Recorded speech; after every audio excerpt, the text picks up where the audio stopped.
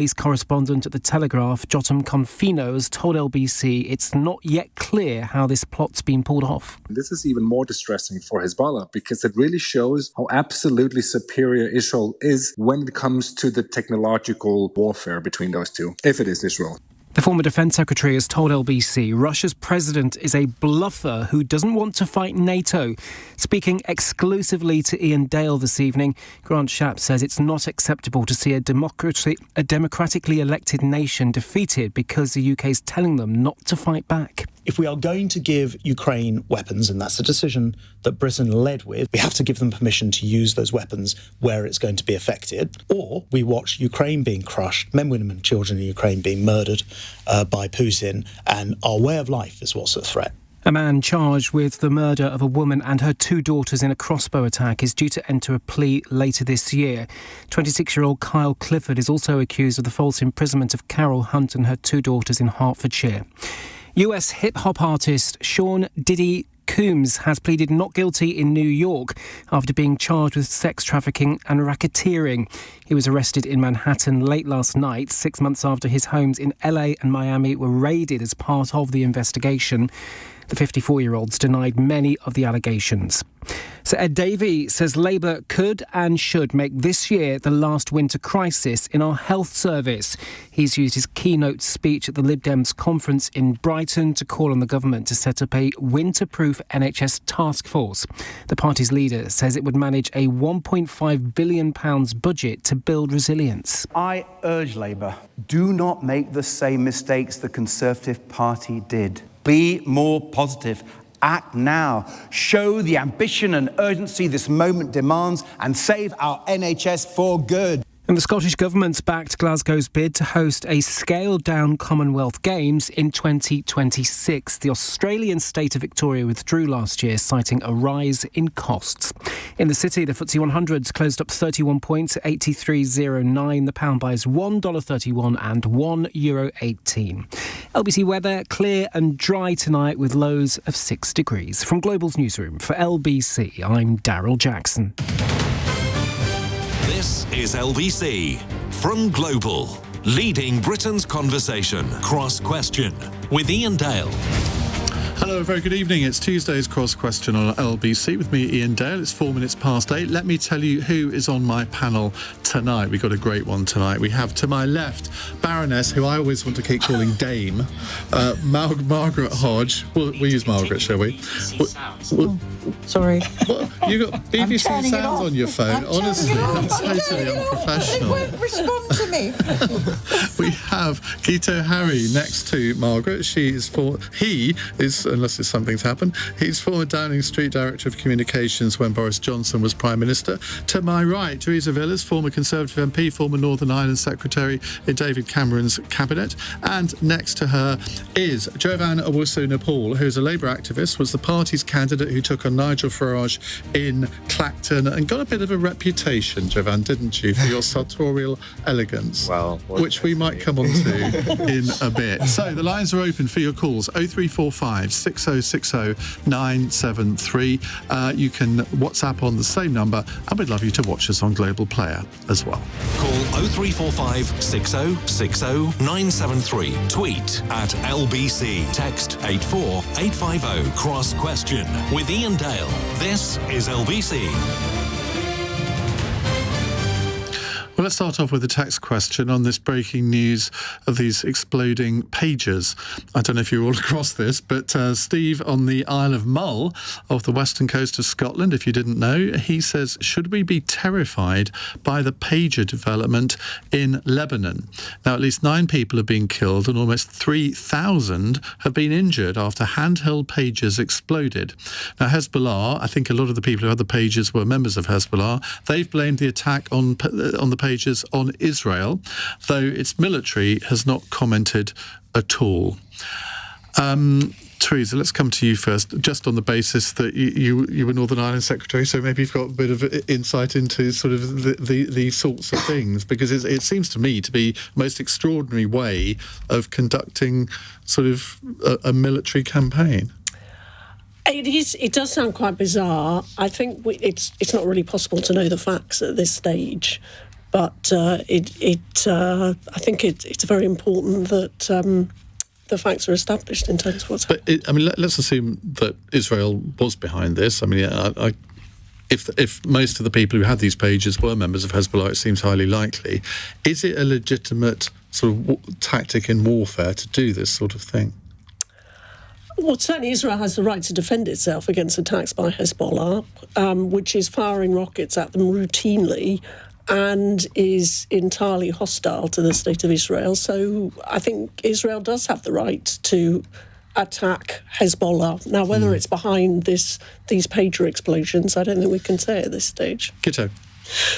It's fascinating. I've only just caught it, and it feels like something out of a James Bond movie, doesn't it? It's sort of which implies that only a super advanced, technically sophisticated state is capable of deploying that kind of warfare. But we have seen in the Ukraine, and I saw a lot of the Ukraine stuff quite up close and personal from Downing Street, the changing nature of warfare. It's not big burly men lining up in big burly tanks, blasting each other anymore.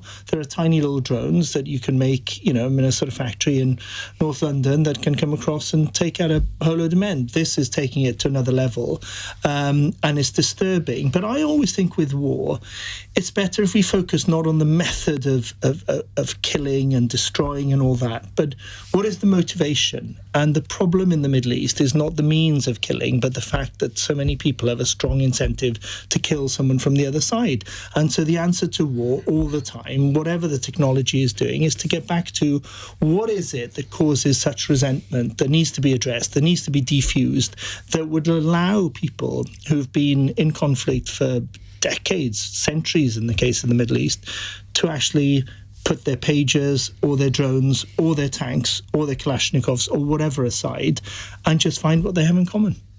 I didn't realise anyone used pagers anymore. It's very Peter Mandelson 1997, isn't it, Margaret?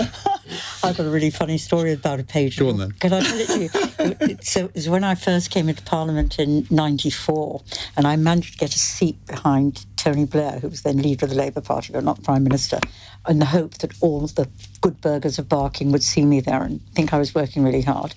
And I'm sitting there, and suddenly my pager goes off, and it's my 15-year-old daughter at home saying, "Ring home. Urgent." So I think, crumbs, the house is on fire, something terrible has happened. Rush out, pick up the phone, say to her, "Anna, what's wrong?" And she says, "Oh, nothing, Mum, I just wanted to see whether you had your pager on silent." So you've got a bit of a record of things going off in unfortunate circumstances. Can I just say, what Steve asked is, should we be terrified? And I'm terrified on two counts. I mean, it is a bit scary to see this sort, the modern development of warfare, but I'm more terrified as to what this means for Israel and the Middle East, because now we're opening a new front in Lebanon that brings in Iran. So you've now got Gaza, you've got the West Bank with the increasing settlements there. This is an absolutely petrifying situation, not just for the region, but for the impact that could have on world peace. So I am terrified. And what is so frightening is I just can't see, at the moment, I can't see a way towards even starting a peace process. No. And it's no good talking about a two-state solution at this point, because we are miles from even embarking on a civilised conversation of taking us towards peace. Tragically. Stephen, on a WhatsApp message, says, maybe we're all a bit thick, but I think 95% of your listeners, excluding me, haven't got a clue what you're talking about. What does pager mean? Are they exploding books? Before the days of mobile phones. Go on, Peter, you explain what a pager is to the uninitiated. Before the days when you had this clever little thing in your pocket, at the time is revolutionary. You could have a little thing, usually on your waist, that would vibrate or bleep when somebody was trying to get hold of you. And all it could do was send you simple messages like a text message, the precursor to WhatsApp, of course, and Signal and whatever is your thing these days, and a number to call. And so you couldn't reuse this pager to call anyone, but it at least encouraged you to go to this large brick size thing that was your mobile phone at the time, which you could then ring someone from. But basically, they clearly still use them there. And it's like someone has infiltrated. Imagine if somebody had infiltrated this mobile phone and all our mobile phones, and you can kill us remotely at a time of your choosing. At one level, you could say morally it's presumably extremely accurate. It's just going to kill me, maybe hurt you, but it's going to kill me, and it's going to do it at a time of their choosing. But what it does, of course, is sow even more distrust and anxiety and animosity and all the things that you are touching at that make it so difficult for people to come together and try and explore peace. One of the people killed was the daughter of somebody who had the pager, who was playing around with it. Well, it's unintended consequences, isn't it? I wonder if they had pagers, actually, because they're a more secret way of communication. Maybe, yeah. Remember the spitting image sketch where I think, because they were all issued to new Labour MPs, yeah, weren't we had they? it in 94. And there was a spitting image sketch where a Labour MP was at the barber's and the pager went off and he looked at it, just said, breathe in, breathe out, breathe in, breathe out. Jovan, what's your view on this? Well, I mean, for me, I'm just thinking as a young person and the future of the world, I guess, in terms of global peace. This isn't really a direction in establishing global peace, and it is frightful, as you've said, about the kind of escalation in the region. And I think we all have to do our own part here to establish some form of peace around the world, because who knows, I've got about 70 years left on this planet and I want to see it a bit more peaceful than it is now. And so I think we can hopefully at some point come together and work towards some form of solution. It may sound slightly utopian and idealistic on my part, but I do think there has to be some effort, at least on the part of people in this country and our politicians, to realise peace around the world so we can... But if you're the Israeli government or the Israeli security services, and every day Hezbollah are sending rockets over the border into your country, you've got a right not only to defend yourself but also to respond. And I mean, I'm just assuming that it is the Israelis that are behind this. You can understand. Okay, it has been lethal in that 9 people have been killed. I don't know whether the intention was for people to actually be killed or just to have a bit of a shock or be injured. But can you understand why the Israelis would respond in this way? Well, I think, as you've said, every country has a right to defend itself, and in the face of antagonism, that's kind of what a country has to do. It's got an obligation to its own people to ensure their safety, and that has to be reviewed and looked at, and I think proportionate measures have to be taken. I would hate in the case that something like that would be happening in the UK and Britain just rolled over and didn't see fit to do anything in response. So when I bring it back home about how we should respond to these things in a domestic environment, I guess it's entirely legitimate to respond. Ian, I think one dare say we've got to try and de-escalate. This is escalating, not de-escalate.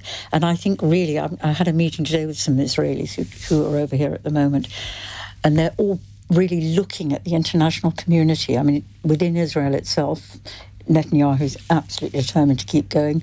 Hamas, the terrorist organisation, is completely, you can't kill an ideology, and that's what's trying. All these conflicts, I genuinely think if the Americans, the Europeans, working together with the Arab states, Egypt and Qatar and places like that, have got to sort of somehow really exert their diplomatic pressure and maybe pressure in other ways in terms of resources. But is that possible? Well, I mean, you represented a constituency, Theresa, with a large Jewish population. I wonder whether all of what Margaret says is possible while Netanyahu is still the Prime Minister. Of course we all aspire to peace in the Middle East, but that's almost impossible whilst Iran continues to have this hugely malevolent influence across the region, while it continues to supply terrorist organisations like Hamas and Hezbollah. Absolutely, I agree that the international community should be doing all it can, and the Abraham Accords, which reconciled a number of Arab countries with Israel, were a tremendous step forward, and that process isn't by any means dead. There still is the chance that we could see an establishment of diplomatic relations between Saudi Arabia and Israel, which would be groundbreaking. It would be an incredible step towards a settlement. But, with Iran's evil presence and malevolent involvement in so many conflicts around the Middle East, we're not going to see peace. Right, keep your calls coming. 0345 6060 973 if you'd like to put a question to our panel. We'll take a break while we all debate the news that Jovan expects to live for another 70 years. It's 16 minutes past 8. This is LBC.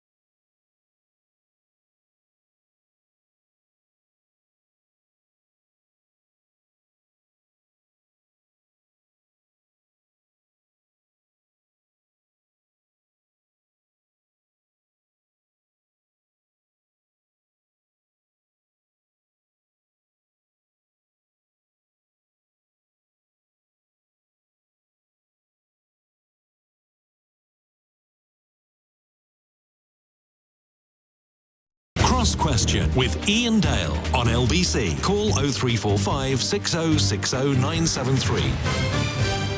18 minutes past 8 on LBC. With us we have Baroness Margaret Hodge, Theresa Villiers, Guto Harri and Jovan Owusu-Nepaul. Let's just talk about your experience in Clacton, because you were standing against Nigel Farage. Is it right that midway during the campaign you were ordered to go and help another candidate in a marginal seat? Well, ordered is excessive. I know political parties send people out and about. Yes, I helped candidates across the country during the campaign. Clacton was always going to be a bit of a tough area, and so naturally you want to help some of your friends and find people. And what was it like standing against Nigel Farage? Because I think, did you have any interaction with him? Yes. I mean, firstly, it was the hardest thing I think I've ever done in my life. But I wouldn't imagine standing for Parliament to be the easiest thing. And yeah, we did have some interactions. I mean, he's a perfectly affable and polite man, but his politics, as far as I'm concerned, are wretched, and what he stands for, I think, is very divisive. I had a lot of fun along the way. I learned a lot about myself. I learned a lot about political campaigning, and it just furthered my resolve, I guess, in standing up for what I believe in and ensuring that various communities who I don't think have a voice are able to have some form of political voice and parliamentary representation. So that was, to some extent, the reason why I was there, to give voice to issues, but also to ensure that communities actually were uplifted after over a decade of Tory austerity. Because you had quite a lot of media exposure, didn't you? Given some of the, how can I put this, smart but quite colourful clothing that you wore. Yeah, someone called me eccentric, and I thought, that's quite eccentric of you to call me eccentric. But you enjoyed it, didn't you? The attention. That's what everyone says. That's what my mum says. Well, it was something. It was a baptism of fire, because we were never expecting to draw this type of attention, and it just taught me that being yourself, being honest, authentic. I didn't have a suit, so I just conjured up whatever clothes I had in the cupboard, and it seemed to kind of catch on and take off. But in all of it, I just learned that you have to be yourself, you have to stand up for what you believe in and just be authentic in all of it. And it didn't put you off? You'll try and do it again? Yeah, I would love to do it again, and hopefully I'll win. There's something about losing that I'm not very well acquainted with, and dare I say, losing to Farage wasn't the nicest feeling. And I turned to my campaign team at about 5 o'clock in the morning after the count and said, are you ready to do it all over again? But we've got a 4-year wait or 5-year wait between now and the next time, hopefully. So. OK. Right, let's go to another question. It is from Carly in Oxford. David Lammy says, climate change is a bigger threat to us than terrorism. Do you agree? Now, the Foreign Secretary said today that climate change is a more fundamental threat than a terrorist or an imperialist autocrat, adding that action on the climate and nature crisis will be central to his work as Foreign Secretary. Guto Harri. I'm not sure it's helpful to have a hierarchy of what matters so that you diminish one and you promote the other or overlook the other.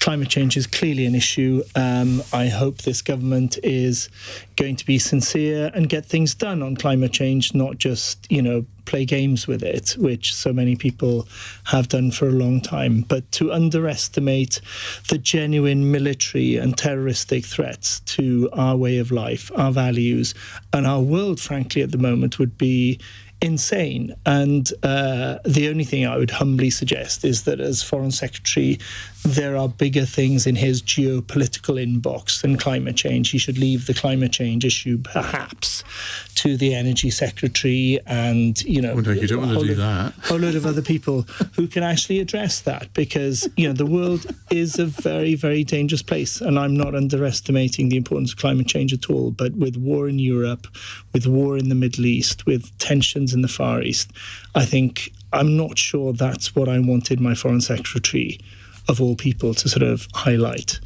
above all else today. Jovan.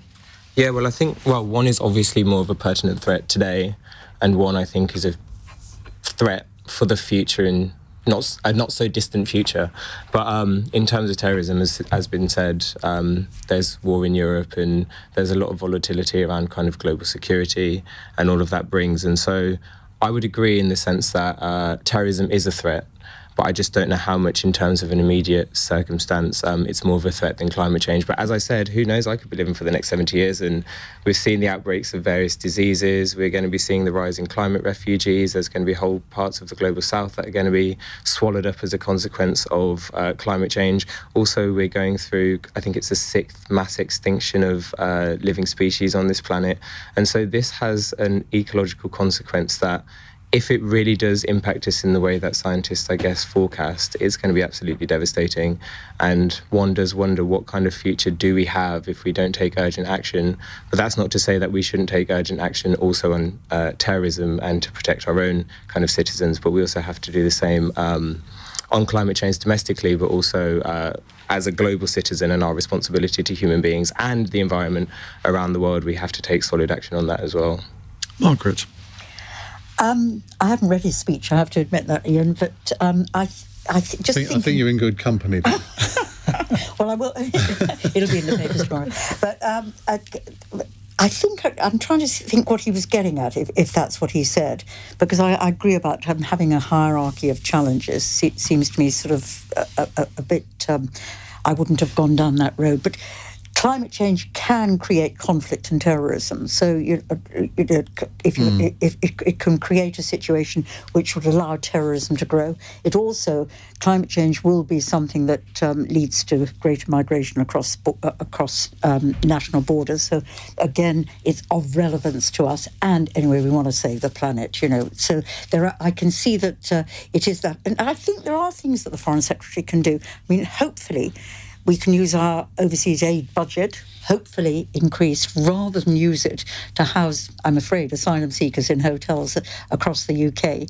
Use it, really, perhaps, to tackle some of those issues of climate change, which might create greater stability of populations across the world. Think of Bangladesh or somewhere like that, where otherwise there will be massive migration.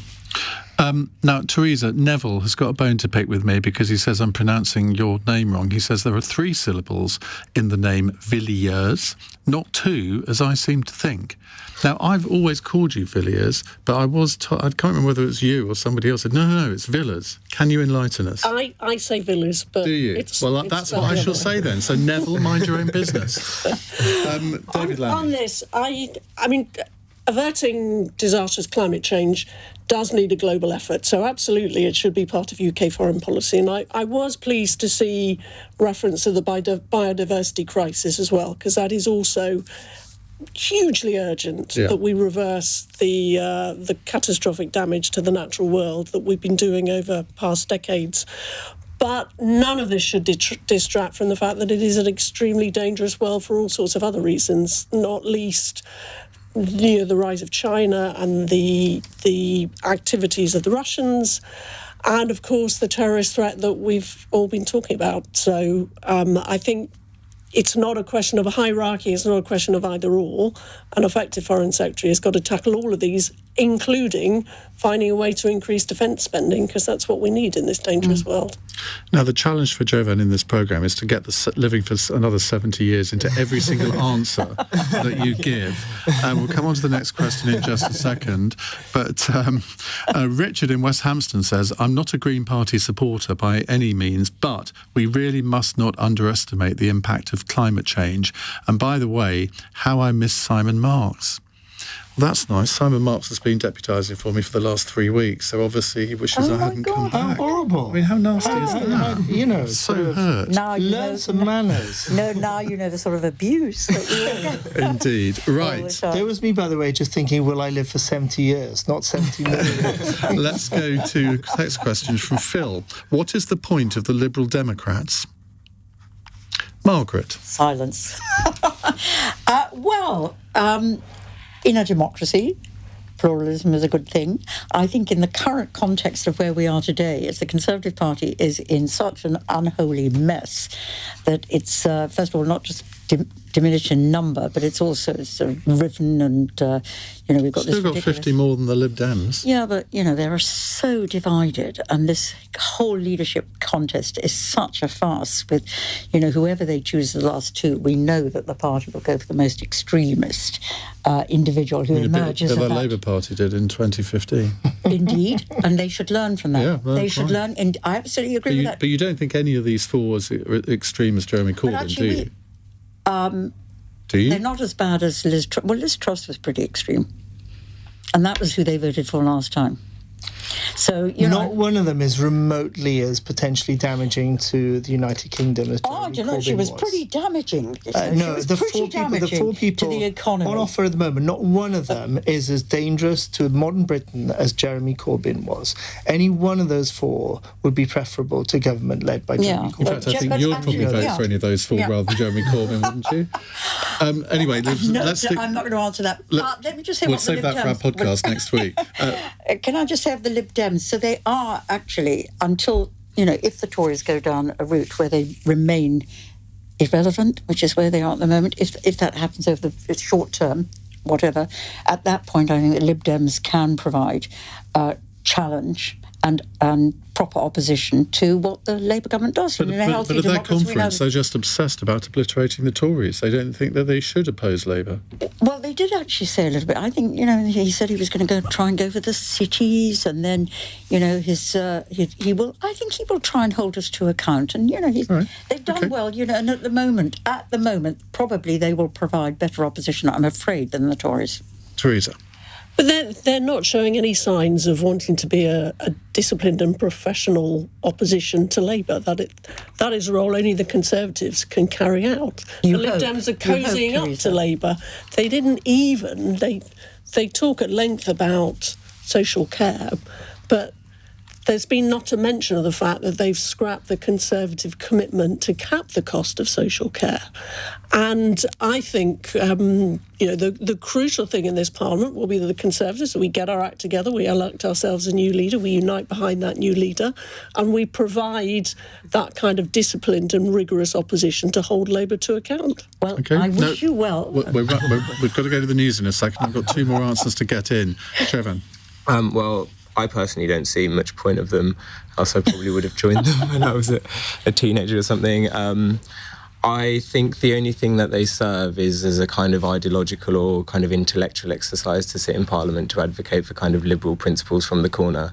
I don't think they really know within themselves, as you said, they're not much of a professionalised party, and I just don't know what purpose they serve outside of trying to not be the Tories and try and hold Labour to account, which so far I'm not too sure how well they're doing that effectively.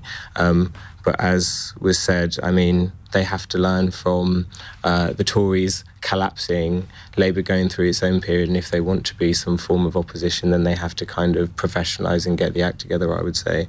But I grew up under a generation where the Tories did a lot of bad things to people my age, increased tuition fees and kind of were enactors of austerity, and so... So who brought tuition fees in the first place? Just remind me. Well, yes, I was 4 years old at that point.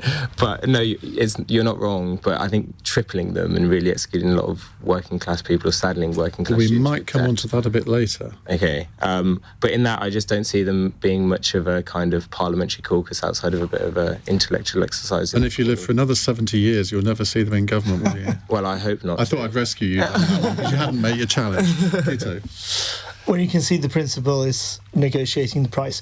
I'm going to be pig in the middle here, at risk of, annoying people on both sides. I think David Lloyd George, the greatest Prime Minister Britain ever had, not only for helping win the First World War, but for laying the foundations of what is today the welfare state that is still well worth having. And so I have a big soft spot for the principles behind it. And in my lifetime, the Lib Dems have heroically highlighted problems in the Balkans when the two main parties were not interested, and crucially when Labour went for an illegal, immoral, strategically catastrophic war, and the Conservatives said, me too, I'd do the same, I'd go and invade Iraq. Paddy Ashton and Charles Kennedy both stood against that war, and so I think there are massive contributions historically. Charles Kennedy did. Paddy Ashdown was actually privately in favour of it. Well, he was on the Balkans, Charles Kennedy on Iraq. But two highly principled stances. And what I was looking for in this election was perhaps a Lib Dem party that offered a sort of way back into Europe. Whether you want that or not, it's healthy in our system because there are people who would like that some parties offering it, not on offer. Offering some sort of serious opposition or, the idea of students paying tuition fees at all. The Lib Dems used to sort of oppose that. I think there's a place for a party that does that. I don't think they offered anything apart from a bunch of rather cheap, rather pathetic stunts that actually gained them a few seats because the Conservative Party was in a state of, masochistic implosion.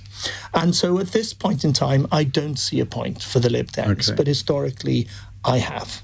Right, we'll come on to more questions in a moment. 0345 6060 973. It's 8:33 news headlines with Daryl Jackson. A US security expert has told LBC he believes lithium batteries were used to make pagers belonging to members of Hezbollah explode. Christopher Burgess, who spent 30 years with the CIA, says the group will be questioning all of its supply chains. At least 9 people have been killed. The former Defence Secretary's told LBC that the UK must give Ukraine permission to use the weapons we've given them on legitimate targets within Russia. Speaking exclusively to Iain Dale this evening, Grant Shapps said it's not acceptable to see a democratically elected nation defeated because the UK is telling them not to fight back. And a man's been arrested on suspicion of sexual assault at the Liberal Democrat Party conference. A 57-year-old man from Bristol was detained at the Grand Hotel in Brighton at around midnight. LBC weather clear and dry tonight, foggy in the north and west and a low of 6 degrees. This is LBC.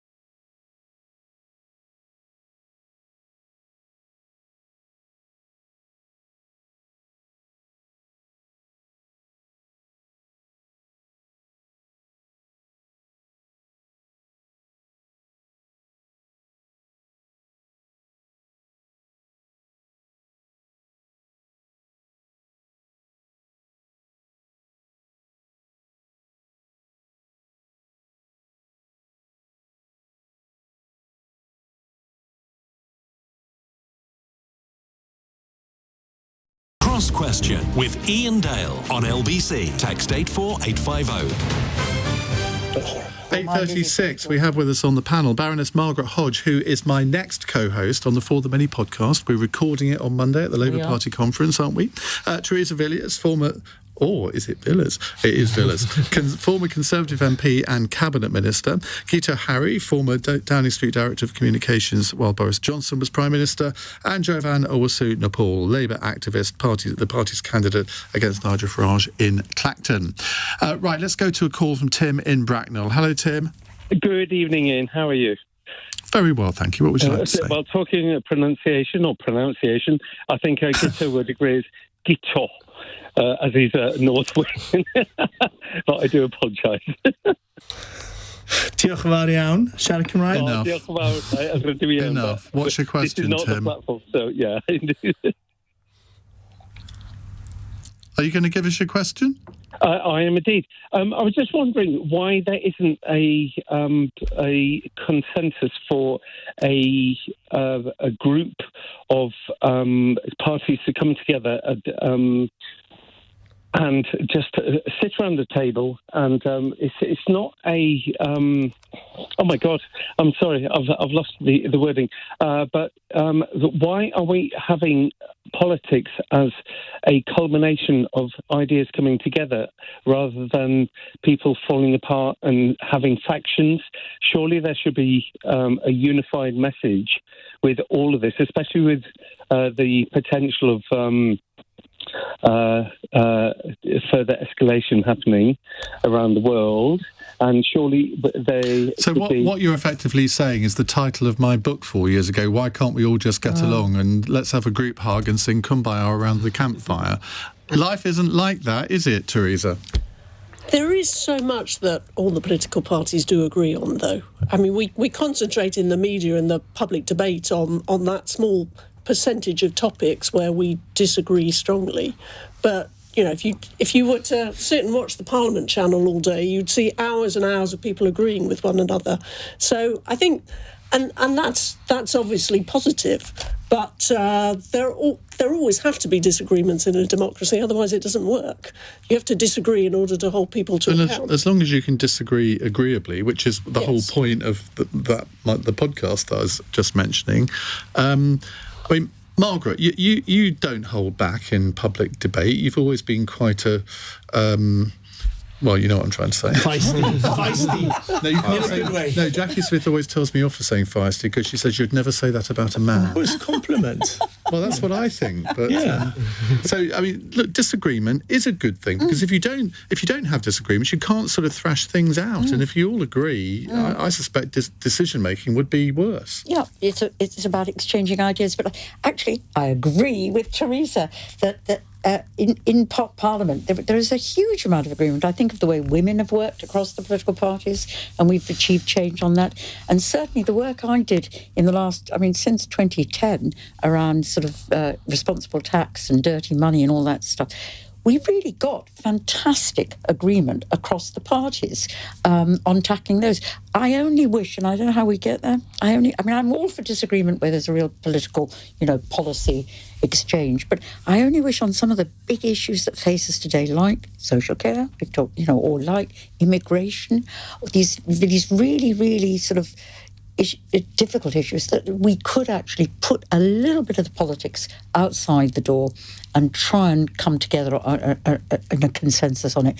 But, take social care. Every time somebody's tried to put their head above the parapet, they get knocked down by the opposition in saying that is because of the debate. I'm not sure it is. I think it's opposing for opposition's sake too often.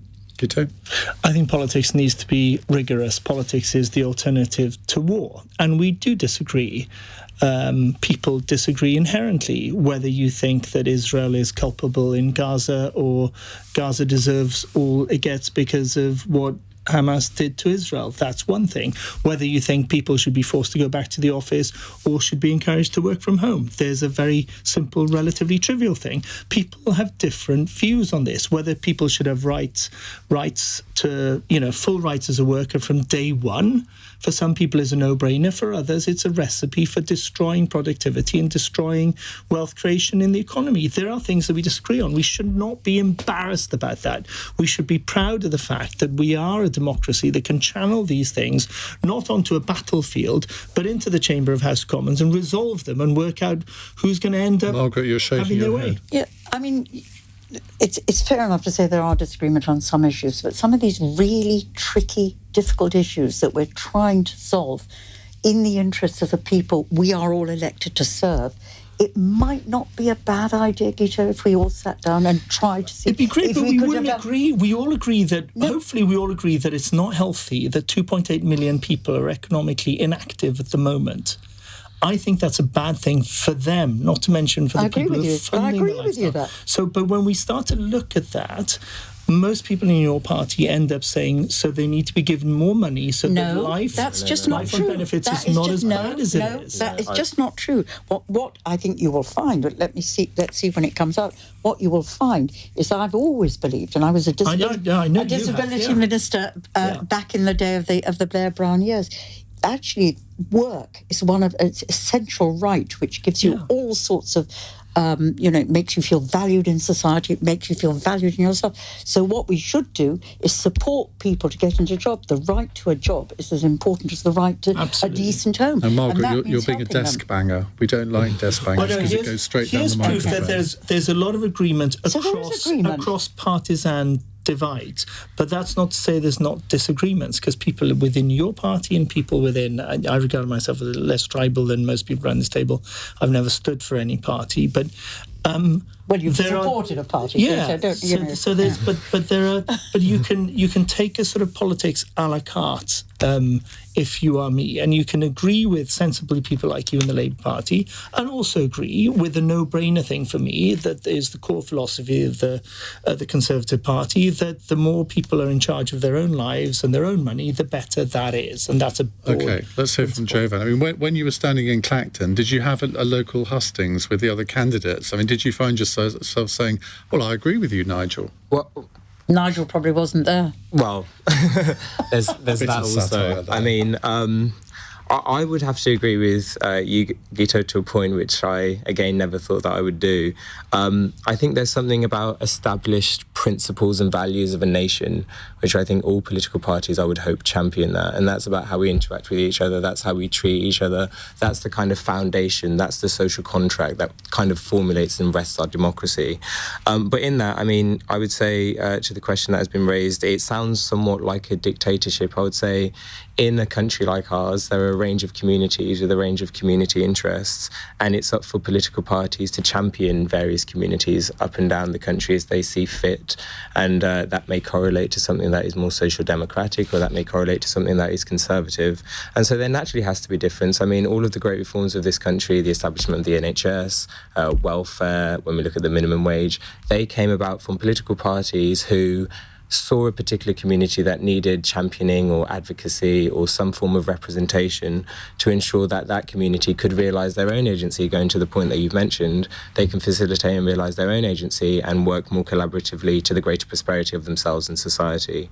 And so to me, it kind of is a point, it's less so about the size of the state and what politics is about in relation to what it can do, but I would say it's more about an active state and how political parties can facilitate collective and individual interests to realise greater prosperity around the country. And that's why I would say having a range of voices in our kind of politics is really important, because we've all got competing interests as to what we believe is the prosperity of our country. And I just have my way. I kind of go the left-wing way and some people go the right-wing way, and that's fine. But these are the values of our kind of democracy that we all accept, that we all understand, and what kind of premises us as equals in a kind of free and fair society.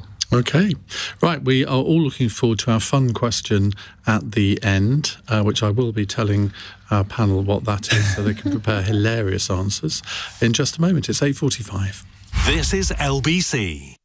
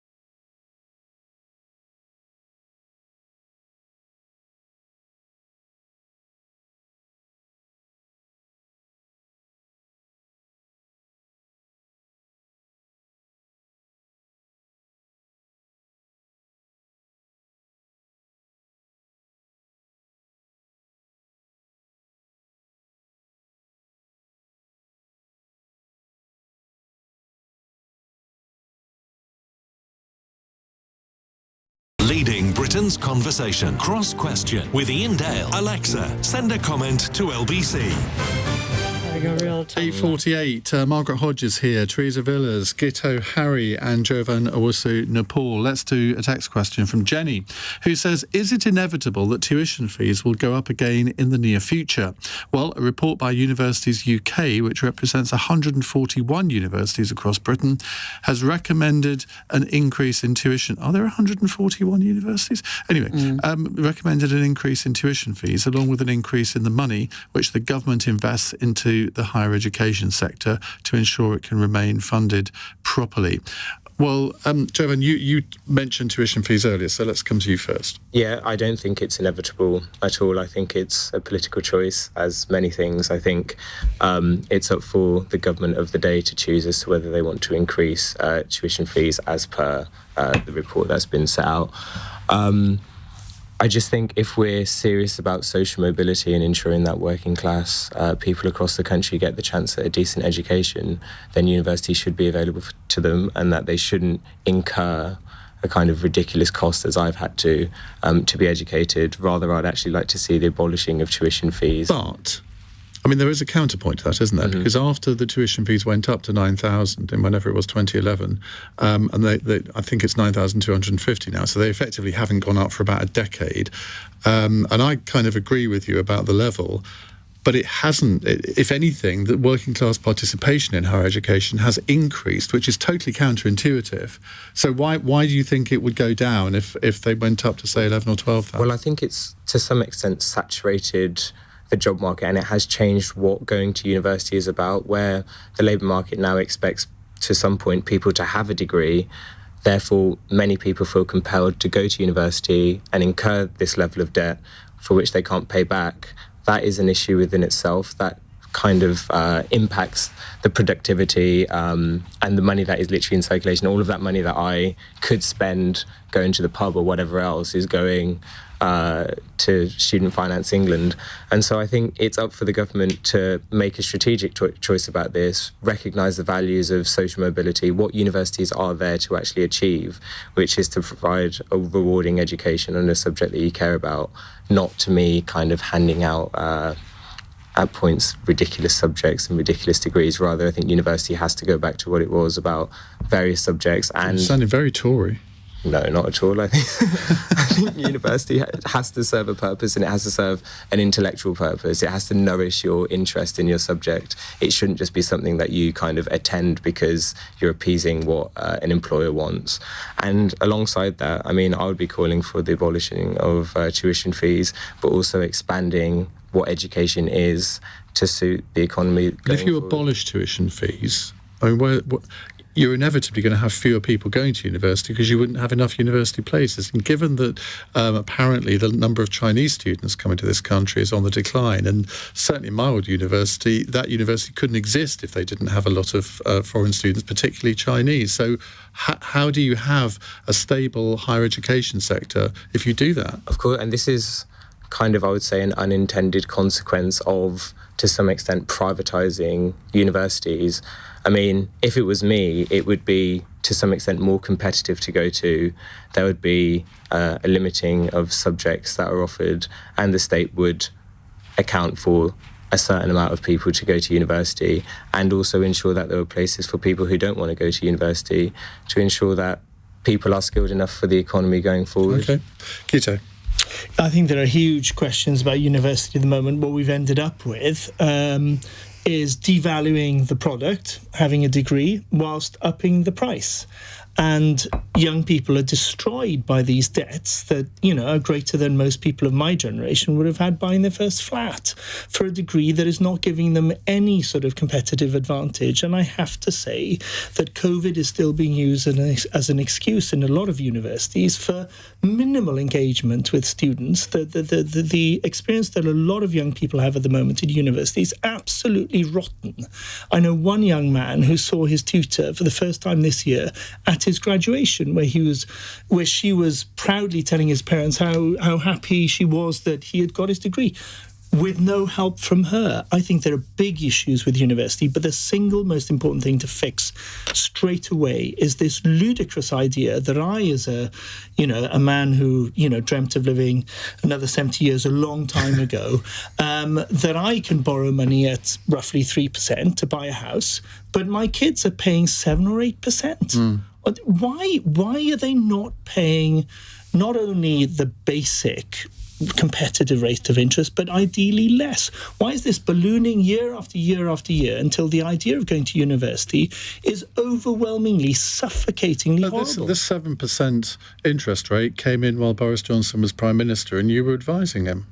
I'm not going to take the fact. The idea that the system was set up, Just a thought. and the system was set up so that there was a sort of commercial return on interest that went up with inflation, and that is the greatest fault line. And unfortunately, because people are having ideological battles on this, they're missing the main point. The main point is the price that students are paying. It may make sense that people contribute towards their education, but it does not make sense that they pay more in interest on the return on that loan than I do to buy a house. Margaret. I chair a university. Do you? Which one? Royal Holloway. I know about the financial difficulties they're facing because fee income is how we fund the education for students, and that hasn't gone up since 2017-18. So with inflation and increasing costs, there is a real financial dilemma for universities. So that's the first thing to say. Second thing is, actually, were I an education minister, and you were, weren't you? I was. Yes. I was. But were I one today in very different circumstances, I would still do what we did then. I've always believed that if you really want to equalise life chances, you invest in kids when they're little. And so that's where we've spent, the Sure Start programme was fantastic. And if I had to make the choice, I'm afraid, to really help working class kids, I'd put it into Sure Start rather than HE. Would I raise fees? No, because I know. I've stopped being an MP, but I do know from my Barking constituents when I was their MP that they were choosing, working class kids were choosing not to go to university because of the debt that they accrued. Didn't help the Treasury because people just didn't pay back the money. So in the end, the public purse picked it up. But they were choosing to go to a university in their neighbourhood because they didn't want to add to their debt by having a loan for their living costs. So I wouldn't put up fees now because I think it is counterproductive, but I wouldn't abolish them because I prefer to put the money into Sure Start. And then I would embark on a really radical reform of higher education, which is a little bit about, we've had 13 years of most public sector organisations finding greater efficiencies in the way that they operate. Universities, because they were privatised through the fees, haven't done that. I think there's they can do better there. I think there is a thing about universities thinking what their specific purpose is instead of every university doing everything. I think there's something about research at the moment. We also subsidise the research that academics do. Is that right? And I think there's something about foreign students as well. I think one of the most worst things that the Conservative government did in the university sector was to stop foreign students coming here. It's good for the economy. It's a good export industry. Well, they stopped the creates families coming here. relationships. They haven't stopped the students. They have stopped the students. They stopped the families. Yeah, no, coming hang with on a them. minute, Iain. Honestly, there's been a 60% drop in foreign students coming to this country, and that's one of the reasons that the HE sector is in such a crisis now. Theresa. No, there are still thousands and thousands of foreign students in They're not, UK Theresa. universities. Honestly, they're not. I mean, the fact of the statistics are Margaret, different. let Theresa have this. But I think it's right and fair that the people who benefit from higher education bear the majority of the cost. But I do acknowledge that the system is under strain at the moment, and I think we have to listen carefully to the university sector because they're a tremendous asset, not just for social justice, social mobility, giving people opportunities in life, but also economically. It's phenomenal that this country has 3 of the top 10 universities in the world, and we mustn't do anything to jeopardise that. I hope we don't see a rise in fees. That's obviously a choice that the current government have to make. What I would say is that the concept of degree apprenticeships has been a tremendous success at many universities, which combines workplace learning and earning at the same time as getting a degree. And I think that's one of the reforms that it would be helpful to explore, because I think that is a great way for people to get an education at lower cost than that is currently the case with a straightforward single academic degree. I want to return to this subject on the programme in the next few weeks, because I think it is a real difficulty for the government, and maybe we'll get on the new Universities Minister, Jackie Smith, to share her views with us on that. I think it's as much a generational kind of conversation as anything else, because you've got people who are in their 20s or 30s who are saddled with ridiculous amounts of debt for an education, where you've got a generation of my parents who could receive a quality education the I same know way, but that I would not have gone to university had I been faced with these levels of debt. I just wouldn't. And I was the first, I sound like Neil Kinnock now, the first in my family ever to go to university, as there'll be many people listening to this. Well, anyway, our final fun question, which you've all been looking forward to. Ali in Blackburn. Today at the Lib Dem conference, Ed Davey treated the audience to some karaoke before his speech as ABBA played out on the speakers. Take a chance on me. Leave me, let me go, and it'll be alright. Got no place to go. Oh dear. I have a terrible voice, but even I could do better than that, but I'm not going to. What song would you choose to sum up Ed Davey and the Liberal Democrats? And you can sing it if you like, Jovan. Well, hearing that was probably more excruciating than when Theresa May came out with Dance. She smashed it. It was wasted on me.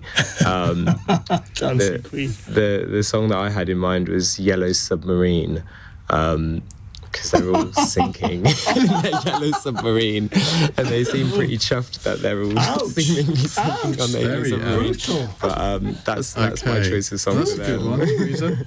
Maybe a bit of Oasis, definitely, maybe, because the Lib Dems say one thing and then they change their minds and say a different thing to other people. Margaret? Oh, I'm hopeless on these sort of things. I thought actually it was a Labour thing. Winner Takes It All, another ABBA song. After that performance, is Tracy Chapman, sorry is all that you can say. Words don't come. That's enough. That's sorry. It really is. You'll be pleased to know that we have a Liberal Democrat on tomorrow evening. We have Josh Baberinda. He's the new Liberal Democrat MP for Eastbourne. Conservative peer and former Cabinet Minister Baroness Nicky Morgan, and the businessman and financial pundit David Buick. So they'll all be joining us on Cross Question tomorrow from 8. Thank you, all of you, for joining us on Cross Question this evening. Coming up in just a moment, we will be hearing from Tom Tugendhat. We're going to be interviewing all of the 4 Tory leadership candidates over the course of this week and next week. Tomorrow it's the turn of James Cleverly. But I'd like to hear from you with your questions to Tom Tugendhat. He was in 4th place in the ballot of MPs that occurred last week, but he's in the final 4. Will he make it to the final 2? Well, this is his pitch to LBC listeners. There'll be many of you who are Conservative Party members who will have a vote in the final ballot sometime in October. So we'd love to hear your questions to Tom Tugendhat in just a few moments' time. 0345 6060 973. You can WhatsApp the same number or text 84850. On your radio, on Global Player, and Play LBC. leading Britain's conversation.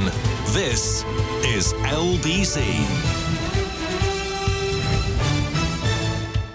From Global's newsroom, at least 9 people are dead and thousands of others have been injured after pagers exploded in Lebanon.